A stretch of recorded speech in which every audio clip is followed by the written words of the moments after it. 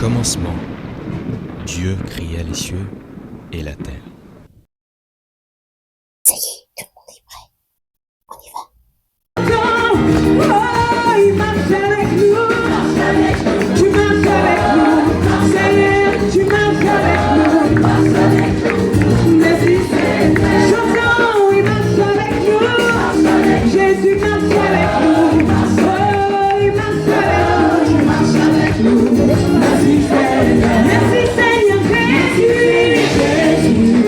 Merci, Seigneur Jésus, notre Sauveur. Merci, Seigneur Jésus. Merci, Seigneur. Merci, Seigneur Jésus. Oh, merci, Seigneur Jésus, notre Sauveur. Merci, Seigneur Jésus. Merci, Seigneur. Tu marches avec nous. Tu marches avec nous. Tu marches avec nous. Tu marches bien-aimé. Tu marches avec nous. Tu marches avec nous. Merci, merci. Tu ferais mieux d'arrêter cette histoire avant qu'il ne prenne d'autres proportions. Quel genre d'ami es-tu donc? Tu es censé me soutenir et vouloir mon bonheur. Si ton bonheur demande la destruction des autres, je m'abstiendrai de te soutenir. Alors tant pis. De toutes les façons, j'ai pas besoin de toi.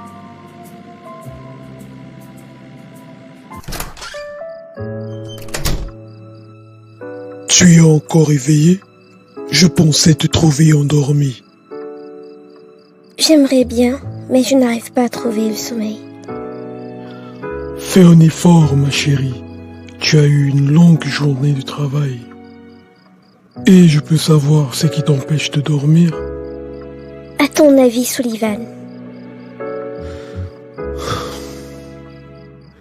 Écoute, Atalia, tout ira bien. Repose-toi, reprends des forces, tu en as besoin. Ne te dérange pas, tout ira bien.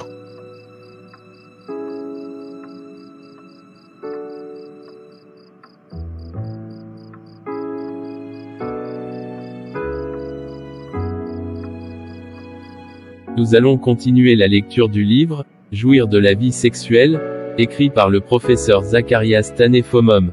Nous sommes au chapitre 2. Qui veut lire le chapitre 2? Je vais lire. Merci Noémia, vas-y. Chapitre 2. Dieu, le créateur du sexe. Dieu a créé l'homme en le dotant d'une capacité sexuelle.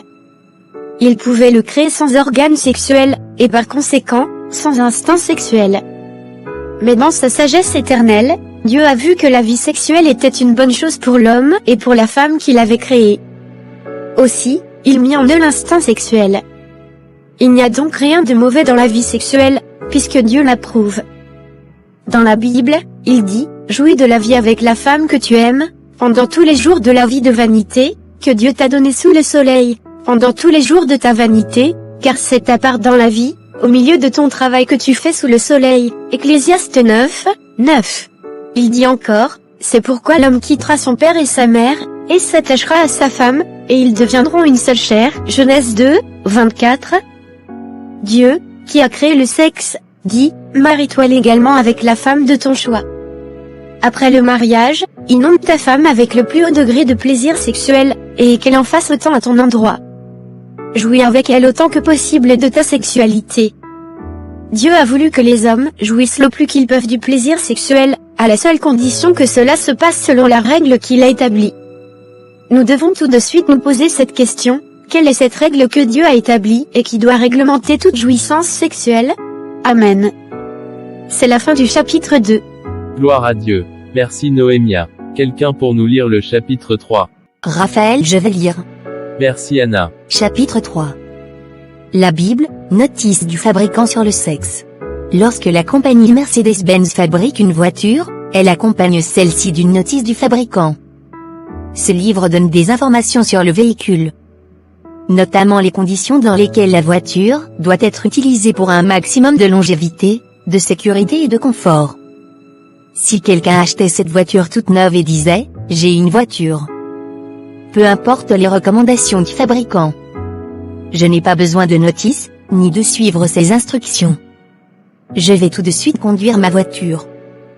De toute façon, je peux me débrouiller. Une telle personne pourrait ainsi oublier de mettre l'huile dans le moteur et bientôt le moteur coulerait et la voiture tomberait en panne. Elle pourrait accélérer au lieu de freiner et ainsi provoquer un accident qui lui coûterait sa voiture et sa vie. Ou encore, elle pourrait porter des cicatrices durant toute sa vie ou se retrouver avec des membres cassés. Tout cela témoignerait de son refus d'obéir aux instructions de la notice. La vie sexuelle est comme une voiture Mercedes-Benz. Dieu en est le fabricant. La notice du Créateur sur la vie sexuelle, c'est la Bible. L'une des instructions fondamentales de cette notice dit qu'un homme ne peut avoir de relations sexuelles avec une femme qu'après le mariage, et que les rapports sexuels avant ou en dehors du mariage sont strictement interdits. Ces recommandations sont établies pour le bien de ceux qui veulent s'engager dans la vie sexuelle. Il y a un certain nombre de questions qu'une personne devrait honnêtement se poser avant de s'engager dans toute relation sexuelle. Dieu approuve-t-il cette relation? Si la réponse est non, alors cette relation est interdite pour deux raisons. D'abord, parce que Dieu jugera au dernier jour tous ceux qui transgressent ses commandements. Ensuite, Dieu n'interdit que ce qui est dangereux pour l'homme, tous ceux qui désobéissent se rendront vite compte qu'ils n'y gagnent rien. Cette relation me procurera-t-elle du bonheur pour la vie terrestre et pour ma vie future? Si cette relation ne me procure qu'un bonheur de quelques minutes, quelques heures ou quelques mois et ne m'assure pas le bonheur pour ma vie terrestre et future, alors cette relation est interdite. Cette relation procurera-t-elle du bonheur à mon partenaire, pendant toute sa vie terrestre et dans la vie à venir? Si elle ne lui procure du bonheur que quelques minutes, heures, jours ou mois, non pour toute la vie ici-bas et dans l'au-delà, alors, il ne faut pas s'engager dans cette relation. Cette relation plaira-t-elle à mes parents et à ceux de ma partenaire lorsqu'ils l'apprendront? Si elle risque d'être désapprouvée par eux et par tous mes proches, alors elle ne doit même pas être envisagée. Cette relation sera-t-elle une bénédiction pour l'enfant qui en naîtrait? Si elle risque de le rendre malheureux, alors on ne doit pas s'y engager. Cette relation sera-t-elle une bénédiction pour ma communauté, mon pays, mon continent et le monde? Si la réponse est non, alors elle ne doit pas être envisagée. C'est la fin du chapitre 3. Amen. Y a-t-il des points qui vous ont marqué pendant la lecture? Moi, ce qui m'a marqué dans la lecture, c'est que le Seigneur nous dit que c'est la Bible la notice. Lui étant le créateur du mariage, il nous a donné comme notice la Bible. Et ce n'est que dans le mariage que quelqu'un peut effectivement jouir de sa vie sexuelle. Amen. Qui d'autre?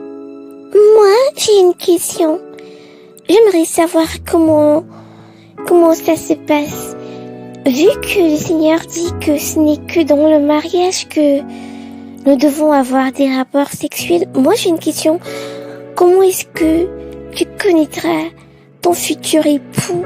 Comment est-ce que tu sauras si vous êtes compatibles sur ce plan? Par exemple, il y a des personnes qui n'ont pas connu de rapports sexuels et qui vont les connaître que dans le mariage. Et il y en a d'autres qui ont eu beaucoup d'expérience.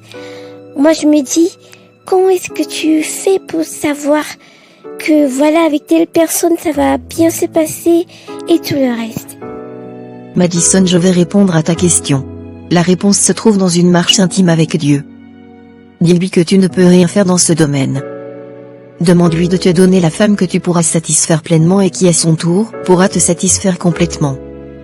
Ensuite, considère soigneusement les autres domaines qui sont à ta portée et Dieu prendra soin de ton avenir sexuel. Que ton jugement ne soit pas basé sur les expériences que tu as eues dans le monde, avant de venir au Seigneur. Toutes ces expériences ont été complètement enlevées, et le Seigneur t'a rendu vierge. Tu pourras te rendre compte que tes capacités sexuelles sont totalement différentes après ta conversion. Dieu a fait de toi une nouvelle créature dans tous les sens. Amen. Amen, merci beaucoup. Amen. Merci beaucoup pour ta réponse, Vanda. C'est très clair. Amen. Bénissons le Seigneur pour ce club de lecture et prions le Seigneur, qu'il nous accorde de mettre en application tout ce que nous avons lu. Bonsoir Vanda. J'ai vraiment été béni par ta réponse. Gloire à Dieu. Je suis vraiment émerveillé par la relation que tu as avec Dieu. Amen. Le Seigneur est tout ce que j'ai et pour rien au monde je ne l'abandonnerai. Amen. Salut Raph. Comment vas-tu? Ça va bien et toi? Ça va bien.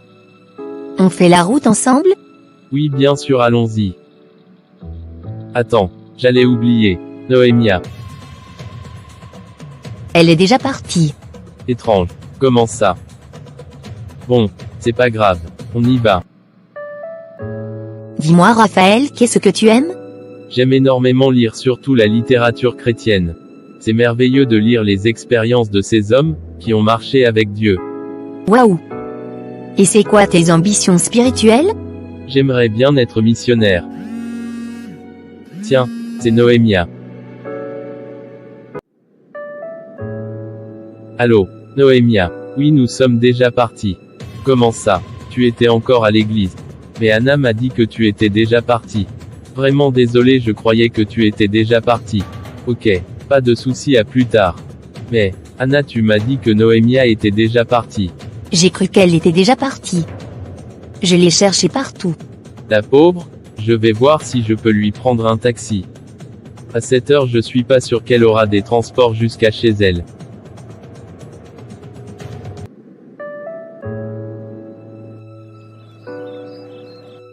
Alors Amadeo, comment vas-tu? Ça va bien par la grâce de Dieu. Et toi? Le Seigneur fait grâce à Amadeo, ça va bien par la grâce de Dieu. Dis donc, tu es en congé? Non, pas du tout, je ne suis pas en congé. C'est une très longue histoire. Ah. D'accord. Et toi, ça va? Je veux dire, spirituellement parlant, c'est vrai que ces derniers temps, j'ai pas eu le temps de regarder les comptes rendus que tu m'as envoyés. Mais dis-moi, comment ça évolue? Ça va plutôt bien. J'ai pris une retraite comme tu m'avais dit, pour prier par rapport à mon cœur. Et le Seigneur a enlevé certaines choses. Par exemple, j'avais vraiment du mal avec la formation du disciple au début. Quand tu me disais fais ça, lis tel livre, ça m'énervait et je me disais, tu es qui pour me dire toutes ces choses? Je pensais que je n'avais besoin de personne pour apprendre à connaître Dieu. Le Seigneur m'a montré que c'était de l'orgueil. Et j'ai demandé pardon à Dieu. Gloire à Dieu, Amadeo, je bénis le Seigneur parce qu'il t'a guéri rapidement de cette plaie. Beaucoup de personnes perdent du temps et s'éloignent même du Seigneur à cause de l'orgueil, à cause du fait qu'ils estiment qu'ils connaissent déjà tout. Pourtant, la formation des disciples est indispensable. Quand Dieu t'aime, il met quelqu'un devant toi.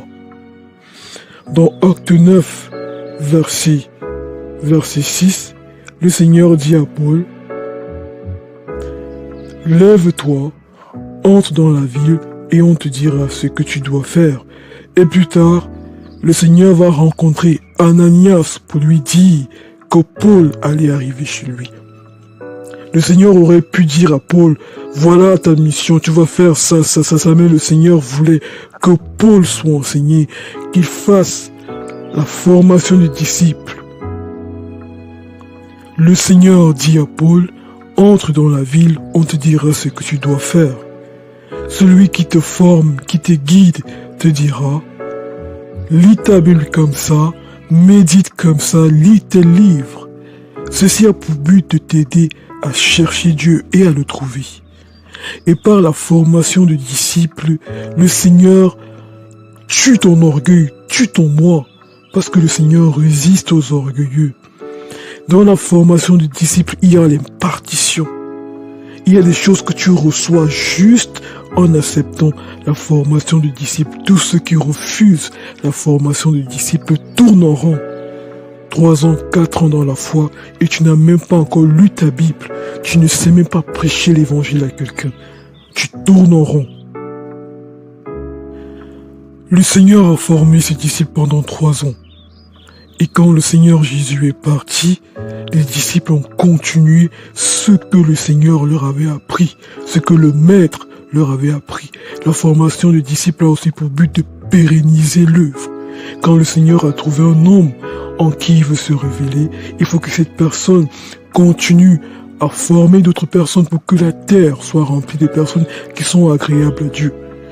Et tu vois, Amadeo, lorsque le Seigneur Jésus est ressuscité, il s'est montré que à ses disciples. Si tu n'es pas disciple, il y a des choses que le Seigneur ne te montrera pas, parce que le Seigneur ne travaille qu'avec ceux qui sont faits disciples. C'est en cela qu'il dit « Allez et faites de toutes les nations des disciples ». Pas des croyants quelconques, mais des disciples, c'est-à-dire des personnes qui suivent quelqu'un. Le Seigneur Jésus est notre modèle et il a mis des personnes devant nous. Quand le Seigneur t'aime, il met quelqu'un devant toi pour t'aider à le chercher, à le trouver, à le servir et même à écraser ton orgueil, à écraser ton moi. Parce que le Seigneur ne travaille pas avec des personnes orgueilleuses. Il dit qu'il résiste aux orgueilleux. Donc quand le Seigneur t'aime, il mettra quelqu'un devant toi qui va te guider, qui va t'aider dans ta marche avec Dieu, pas pour t'écraser, mais pour te montrer les voies du Seigneur. Amen. De nos jours, beaucoup de personnes vont te dire « J'ai eu telle vision, le Saint-Esprit me parle, le Saint-Esprit me parle. » Dès que tu veux lui dire quelque chose, ah, le Saint-Esprit, mais la personne ne lit pas sa Bible. On se demande, c'est quel esprit qui lui parle?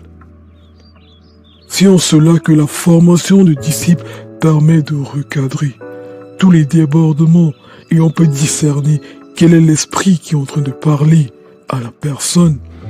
Tu ne peux pas faire des années, tu ne lis pas ta Bible, des mois, tu ne lis pas ta Bible, mais tu as des visions.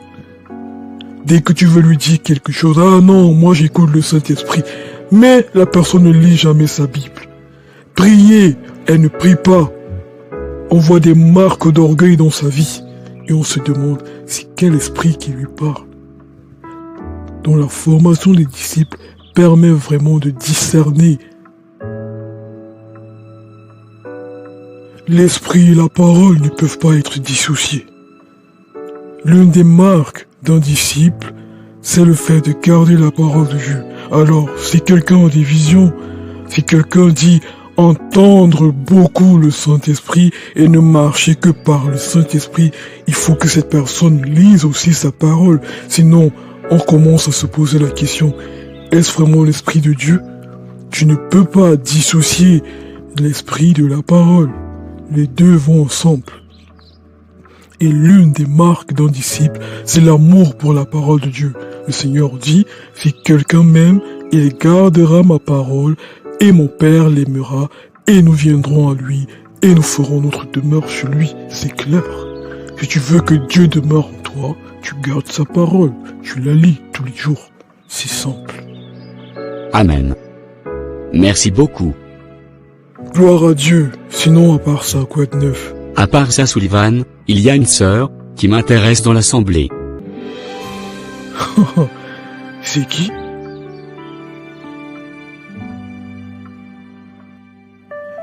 Remarque, les composés érythro et trio sont deux diastéréoisomères, chacun dédoublable en deux énantiomères. L'énantiomère du trio est trio et l'énantiomère de l'érythro est érythro.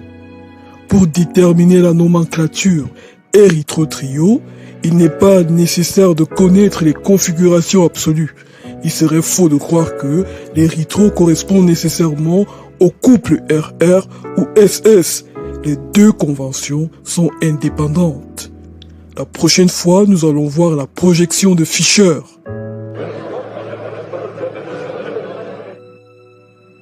Anna, ça va? Bonjour professeur, pardon, pasteur Philippe. Tu peux m'appeler professeur, on est à l'école. On n'est pas à l'église là. Je t'ai trouvé un peu distraite pendant le cours là. Tout va bien, maman, la famille, tout le monde va bien? Oui, tout le monde va bien. Par la grâce de Dieu. Dis-moi donc, qu'est-ce qui te préoccupe autant? Je sais que ça ne va pas. Pasteur Philippe. Pardon, désolé professeur Philippe.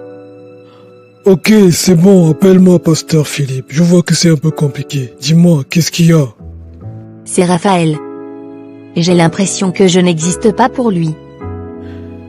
Comment ça? Qu'est-ce qui se passe? Qu'est-ce que Raphaël a fait? Bah. Il veut toujours être avec Noémia, il se préoccupe beaucoup d'elle, et moi je n'existe pas. Mais comment ça? Vous êtes tous les deux ses sœurs. Qu'est-ce qui se passe? Oh, attends. Dis-moi. sais quoi? Tu es déjà tombée amoureuse de Raphaël? Je vois. Bon, c'est des choses qui arrivent, mais il faut juste savoir gérer. Tu n'iras pas lui parler de ce genre de choses. Nous allons gérer, ok? D'accord. Je ne suis pas en train de te dire que je vais aller parler de ça, Raphaël. Je vais t'aider à gérer de ton côté. Et je ne dois pas devenir amer envers toutes les sœurs que Raphaël fréquente. C'est les sœurs de l'église. Donc, tu ne vas pas devenir amer avec elles parce qu'elles ne sont même peut-être pas au courant de ce que toi tu ressens pour lui.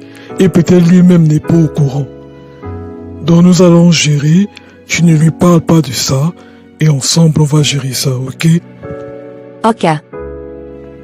Et c'est pas pour ça que tu dois être distraite en cours. Tu dois d'abord finir tes études. Il faut éviter les enchevêtrements émotionnels, surtout dans ces matières que nous sommes en train de faire. Je ne veux plus voir ça. D'accord, pasteur Philippe.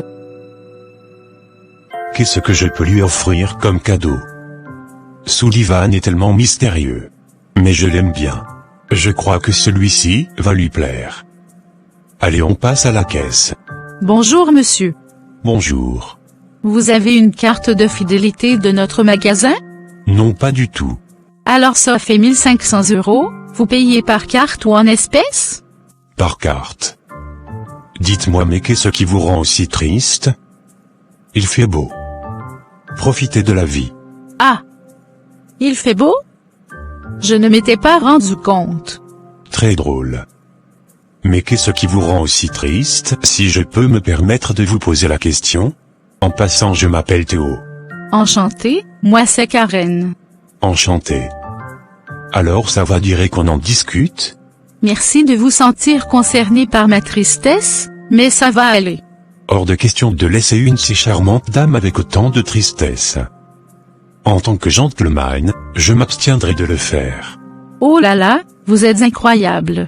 J'ai énormément de remords, par rapport à quelque chose que j'ai fait.